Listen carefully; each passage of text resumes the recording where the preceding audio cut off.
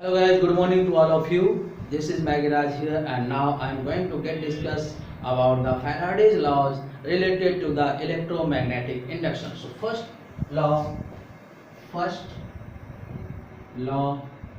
of Faraday.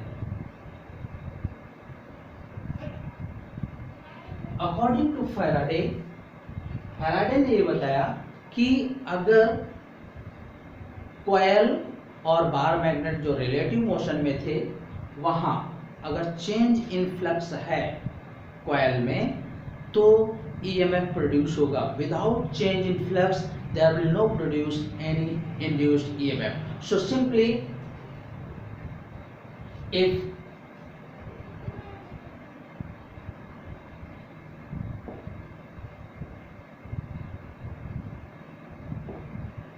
change in magnetic flux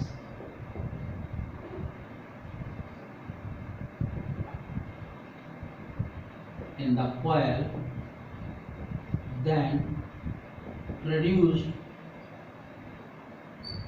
induced EMF. Means कि अगर वहां कॉयल में चेंज इन मैग्नेटिक फ्लक्स है, मैग्नेटिक फ्लक्स में चेंज हो रहा है तो इंड्यूस्ड ईएमएफ प्रोड्यूस होगा. अगर चेंज इन फ्लक्स नहीं है तो इंड्यूस्ड ईएमएफ प्रोड्यूस नहीं होगा. ओके, क्योंकि चेंज इन फ्लक्स तभी होगा जब मैग्नेटिक फील्ड लाइंस में चेंज होगा और मैग्नेटिक फील्ड लाइंस में जब चेंज होगा ये शो कर रहा है कि कोई बार मैग्नेट किसी कॉइल की तरफ ले जा रहे हैं या टूवर्ड्स द कॉइल और अवे फ्रॉम द कॉइल. इसका मतलब तभी मैग्नेटिक फील्ड चेंज होगी और तभी उनके बीच में रिलेटिव मोशन होगी और तभी ईएमएफ प्रोड्यूस होगा, जो हम रियलाइज करते हैं एक फोर्स की तरह. जैसे कोई कॉइल और मैग्नेट को ले जाते हैं तो हम रियलाइज करते हैं कि ये मैग्नेट इसको अट्रैक्ट कर रहा है. So this is the magnetic force and which is non contact. हम देख तो नहीं पा रहे हैं बट हम इस फोर्स को एक्सपीरियंस कर रहे हैं, रियलाइज कर रहे हैं. So this is the induced EMF. Means if there are change in the magnetic flux in the coil then there will produce induced EMF. And second law,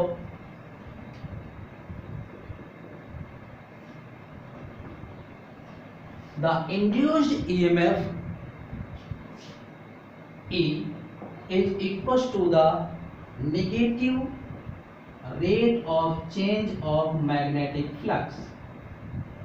Induced EMF is equals to the negative rate of change of magnetic flux. Rate means time के respect में, change in magnetic flux means delta phi या d phi. If number of turns in coil are capital N then E equals to minus n d phi upon dt. So simply we can say that the induced EMF is equals to the negative rate of change of magnetic flux. So it is equals to minus d phi by dt, and if the number of turns in the coil are n then E equals to minus n d phi b upon dt. Okay, so this is the second law of Faraday, and according to this, yes, this shows second law means EMF जो है इन change in flux का oppose करता है. This is the Lenz law. Next जो है वो Lenz law है,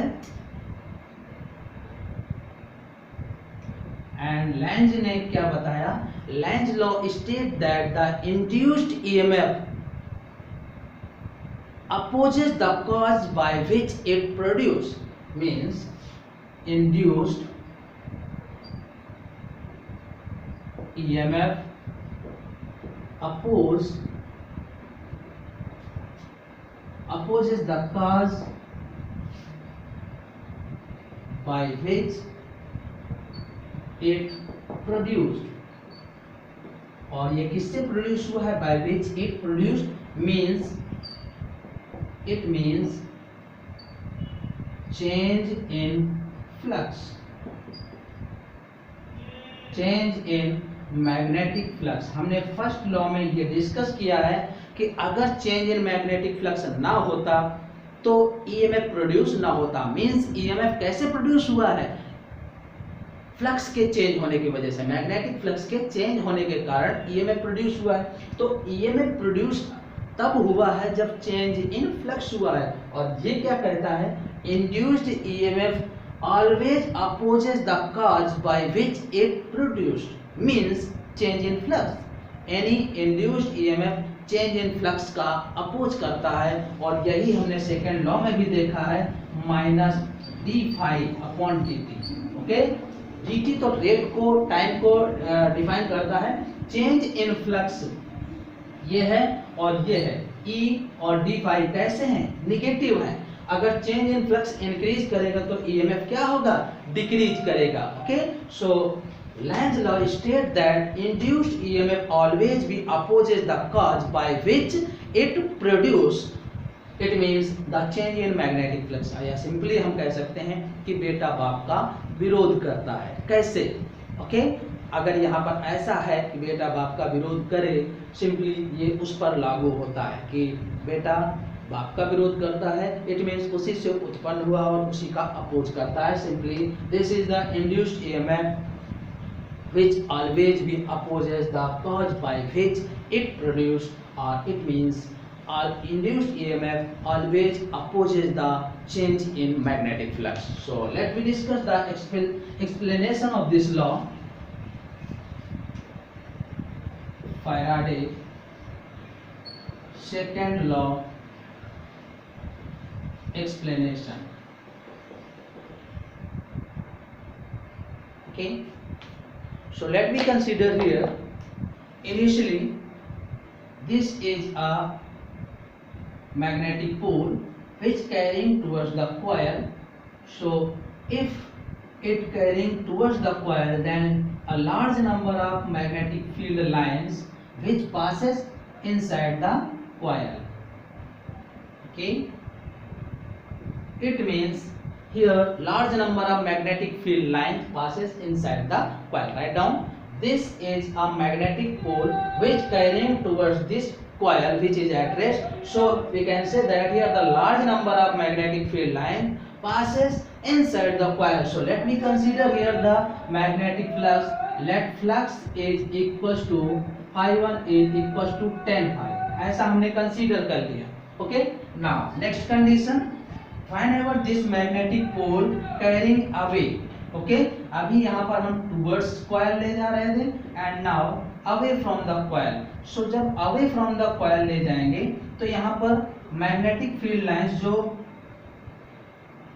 coil से होकर पास हो रही थी वो बहुत ही कम होंगी. It means we can say that large number of magnetic field lines. और यहाँ पर क्या होगा, low number of magnetic field lines.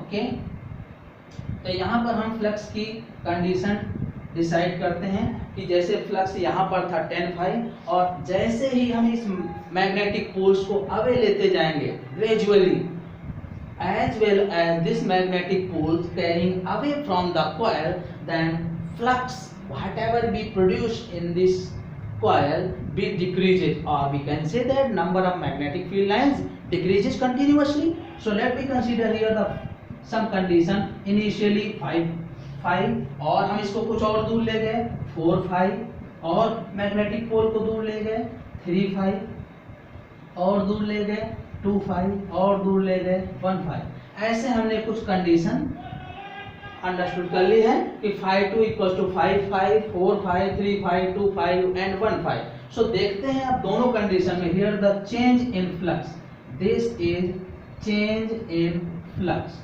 अब देखिएगा जैसे ही इस मैग्नेटिक पोल्स को इस कॉइल से अवे कर ले जा रहे हैं, दूर ले जा रहे हैं, तो आप खुद रियलाइज करेंगे कि जब मैग्नेटिक पोल्स को कॉइल से दूर ले जा रहे होंगे तो जो फोर्स एक्सपीरियंस कर रहे थे अभी तक, हम रियलाइज करते थे कि ये मैग्नेट इसको अट्रैक्ट कर रहा है, वो फोर्स जो था वो क्या होता जाएगा, ग्रेजुअली धीरे धीरे डिक्रीज करता जाएगा. और जैसे हम बहुत दूर ले जाते हैं तो देखते हैं कि वो मैग्नेट उस कॉइल को अट्रैक्ट करना बंद कर देता है. इसका मतलब क्या हुआ कि जो ईएमएफ था या इंड्यूस्ड ईएमएफ था वो ग्रेजुअली डिक्रीज कर रहा था. So here whenever as well as this magnetic pole carrying away from the coil, then the induced EMF gradually decreases, and here the flux also be decreases. It means magnetic field lines whatever be passes inside the coil be decreases.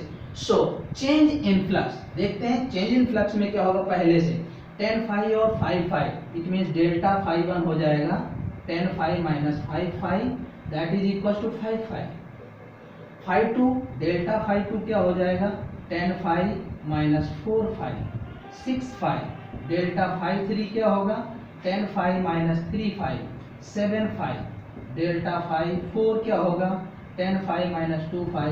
8 phi delta phi 5 क्या होगा tan phi minus 1 phi equals to 9 phi.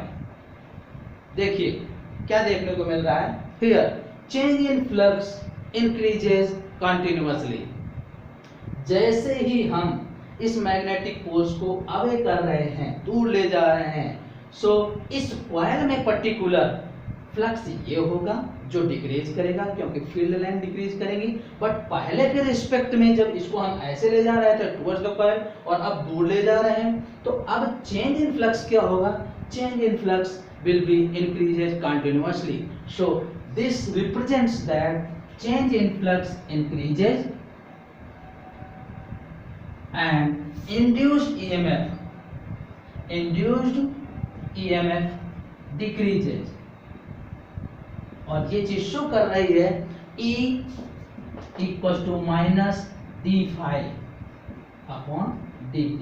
यानी induced EMF change in flux का oppose कर रहा है. Change in flux increase कर रहा है और इंड्यूस्ड EMF डिक्रीज कर रहा है. Okay, so let me consider this is a magnetic pole and this is a coil which is at rest and the magnetic pole is in the motion. Whenever this magnetic pole carrying towards the coil, then here passes a large number of magnetic field lines. It means a maximum flux will happen in this coil. So let me consider here phi 1 equals to tan phi in this condition, and whenever this magnetic pole carrying away from the coil, then here EMF will be decreases gradually or continuously जैसे जैसे इसको दूर ले जाएंगे. It means here the magnetic field lines whatever be passes inside the coil will decreases continuously.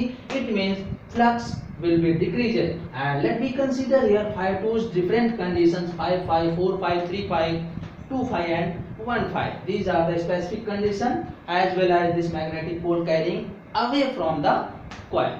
So in both conditions change in flux will be increases, and here we understood then the induced EMF decreases. So it follows the second law of the Faraday, means induced EMF oppose the change in flux.